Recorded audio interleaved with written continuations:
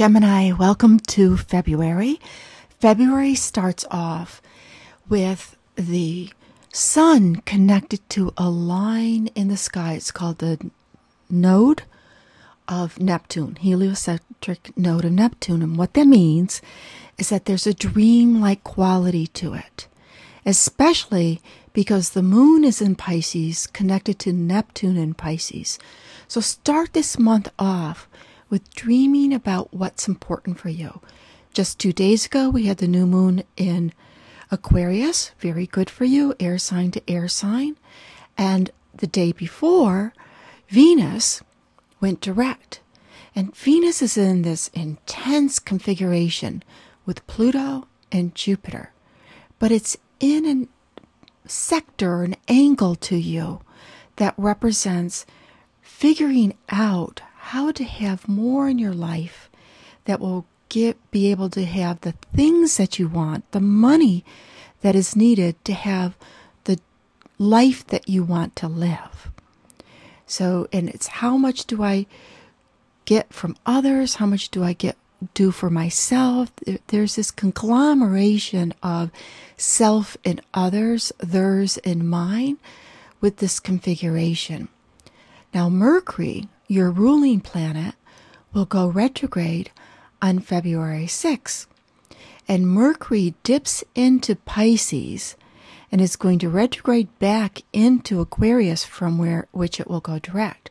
So when it goes into Pisces, Pisces is the angle to your sun sign, to Gemini, that represents your standing in the world. Most people call it your career or job, but it's how you want to be known in the world. And with Neptune, it's saying that there could be duality or some confusion or uncertainty, but it's drawing you towards a more spiritual outlook, more compassionate outlook on life. How do you want to be known? And then the full moon on Valentine's Day, which is so perfect because this is the Leo's full moon, Leo, the heart center, is between a sector, right? The angles. When you do sun sign astrology, which is what this is, you're doing the angles to your sun. And it's between where you want to go in life, where you want to travel, what you want to know, what you want to learn, what you believe in, and the little things in life. How can you do the little things? And so the full moon in Leo is suggesting that this is, and it's on February 14th is a Friday, it's suggesting it would be a great weekend just to get away, even if it's no big deal, you don't have to spend a lot of money, but somehow go and do something different.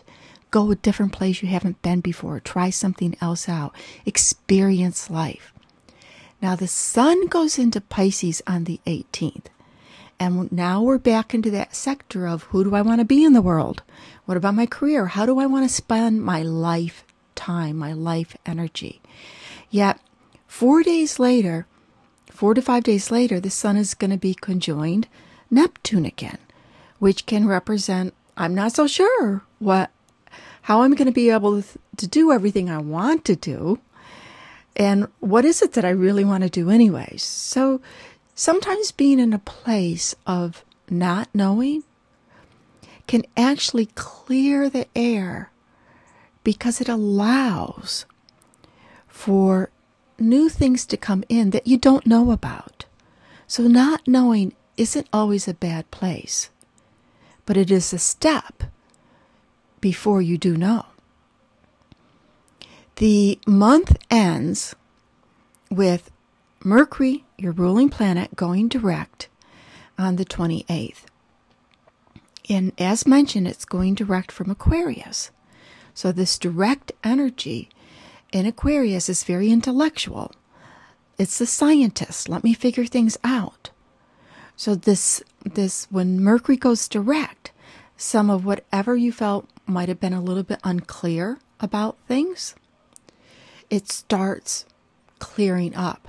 But it's from the realm of the scientific let me get more facts.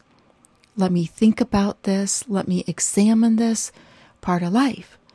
Now, we're going to enter Mars right here is coming to a station, and that's how we begin March. But Mars going in Libra is going through your 5th house of, they call it love affairs and children and hobbies. But think of, what does a love affair bring to you? It's something that opens your heart, your hobbies, something you love to do. And Mars is antagonistic.